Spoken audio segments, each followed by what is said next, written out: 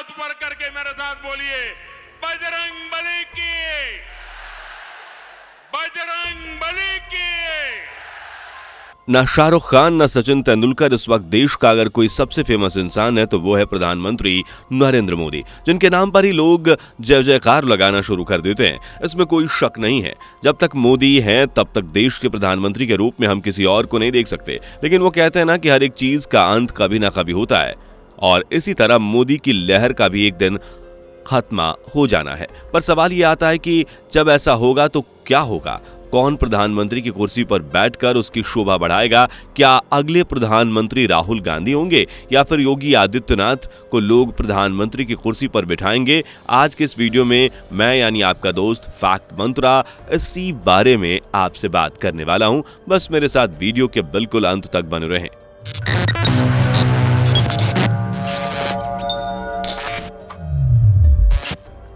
दोस्तों, इसमें तो कोई शक नहीं है कि जब से मोदी सरकार आई है तभी से 3 तलाक से लेकर आर्टिकल 370 के हटने तक देश में कई सारे बड़े बदलाव देखने को मिले हैं, जिसकी लोगों ने खूब तारीफें भी करी हैं। और कई लोग तो ये भी चाहते हैं कि मोदी जी आजीवन प्रधानमंत्री ही बने रहें।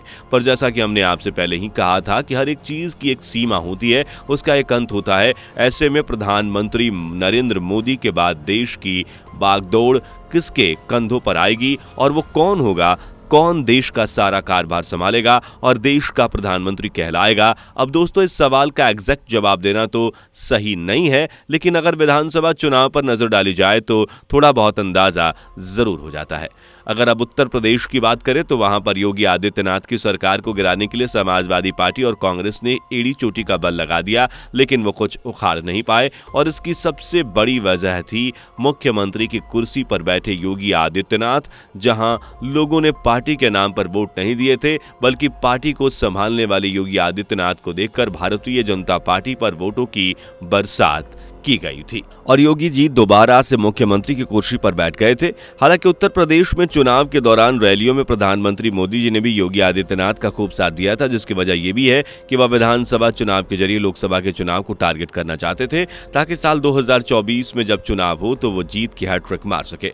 लेकिन सवाल यह है कि अगर भारतीय जनता पार्टी दोबारा से सत्ता में आती है तो क्या देश को नया प्रधानमंत्री मिलेगा या फिर पीएम मोदी ही प्रधानमंत्री की कुर्सी पर बने रहेंगे? और इस चीज को जानने के लिए देश में सर्वे कराया गया, जिसका परिणाम काफी हैरान करने वाला था, क्योंकि अगर पूरे देश की अलग अलग बात करें तो सर्वे के मुताबिक भारत के 38% लोग अभी भी नरेंद्र मोदी को ही अपना अगला प्रधानमंत्री देखना चाहते हैं। उसके बाद 10% ऐसे लोग हैं जो योगी आदित्यनाथ को प्रधानमंत्री की कुर्सी पर बैठते हुए देखना चाहते हैं। और इतना ही नहीं, 8% लोग की मांग है कि वो अमित शाह को देश का अगला प्रधानमंत्री बनते हुए देखना चाहते हैं। यानी कि परिणाम साफ है कि प्रधानमंत्री मोदी जी के बाद योगी आदित्यनाथ को ही तवज्जो लोग दे रहे हैं। पर अगर हम भारतीय जनता पार्टी से हटकर देखेंगे तो आजकल राहुल गांधी भी काफी सुर्खियों में बने हुए हैं। ऐसे में अगर भूले भटके कांग्रेस की सरकार आ जाती है तो राहुल गांधी का प्रधानमंत्री बनना तय माना जा रहा है। पर सर्वे के अनुसार देश के 7% लोग ही राहुल गांधी को प्रधानमंत्री बनते हुए देखना चाहते हैं। और राहुल गांधी के बाद दिल्ली के मुख्यमंत्री अरविंद केजरीवाल भी इस लिस्ट में शामिल है, जहां 5% जनता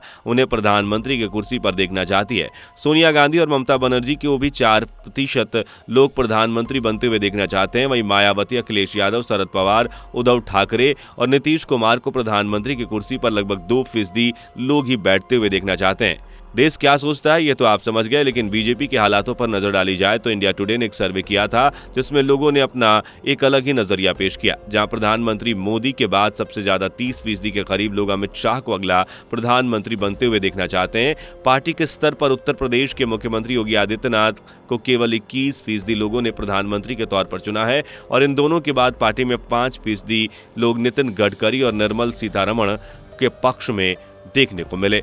पार्टी के हिसाब से रैंकिंग में योगी आदित्यनाथ अमित शाह से पीछे हैं, लेकिन कंट्री लेवल सर्वे में योगी आदित्यनाथ को लोग ज्यादा पसंद करते हैं। पर सोचने वाली बात है कि कैबिनेट मिनिस्टर होने के बावजूद अमित शाह की लोकप्रियता योगी आदित्यनाथ से कम कैसे है?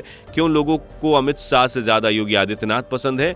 हालांकि लोगों का ये भी मानना है कि लॉकडाउन की गाइडलाइन से लेकर 370 हटाने तक हर एक चीज में अमित शाह ने अहम भूमिका निभाई है। फिर भी एक लीडर के तौर पर लोग योगी आदित्यनाथ को कुछ ज्यादा ही पसंद कर रहे हैं और ये सब कुछ अभी से नहीं बल्कि साल 2017 से है, क्योंकि यही वो साल था जब योगी आदित्यनाथ को उत्तर प्रदेश का मुख्यमंत्री बनाया गया था। तभी से इनकी तुलना प्रधानमंत्री मोदी जी से होने लगी थी और कई लोगों ने तो उन्हें अगला पीएम तक कह दिया था। दरअसल नरेंद्र मोदी सीएम के रूप में काम करते वक्त ही प्रधानमंत्री बने थे। योगी आदित्यनाथ भी सीएम हैं और दोनों ही पहली बार डायरेक्ट सीएम बने थे। हालांकि योगी आदित्यनाथ सीएम बनने से पहले 5 बार सांसद भी रह चुके हैं। योगी आदित्यनाथ और गृह मंत्री अमित शाह के राजनीतिक दायरे में काफी अंतर है। योगी आदित्यनाथ सांसद के रूप में 2 दशकों से भी अधिक वक्त तक केंद्रीय राजनीति से जुड़े हैं। वहीं गृह मंत्री अमित शाह साल 2014 के बाद राष्ट्रीय राजनीति में कदम रख चुके हैं, क्योंकि इससे पहले उनकी राजनीति गुजरात तक ही सीमित थी। हालांकि गुजरात के बाहर उनकी चर्चा पहले भी होती थी, लेकिन सिर्फ और सिर्फ कंट्रोवर्सी के अलावा किसी भी चीज में लोग उन्हें इतना नहीं जानते थे। और गृह मंत्री बनने के बाद भी अमित शाह ने अपने फेस को कम वैल्यू दी और पार्टी की मजबूती और राजनीतिक चुनौतियों को पूरा करने में ज्यादा मेहनत करी, जिसकी वजह से लोग अमित शाह से कम जुड़ाव महसूस करते हैं। वहीं योगी आदित्यनाथ जब से उत्तर प्रदेश के मुख्यमंत्री बने हैं तब से उनके नाम का डंका बज रहा है। ऐसे में इन्हें अगर अगला प्रधानमंत्री कहा जाए तो कुछ गलत नहीं होगा। बाकी दोस्तों, आप किसे अगला प्रधानमंत्री बनते हुए देखना चाहते हैं, अपना जवाब कमेंट में फटाफट लिख भेजें और इस तरह की वीडियोस को लगातार देखते रहने के लिए हमारे चैनल को यानी फैक्ट मंत्रा को सब्सक्राइब करना ना भूलें। धन्यवाद। दोस्तों, आपको स्क्रीन पर 2 और वीडियोस दिखाई दे रही हैं, जिसे देखने के लिए स्क्रीन पर क्लिक करें।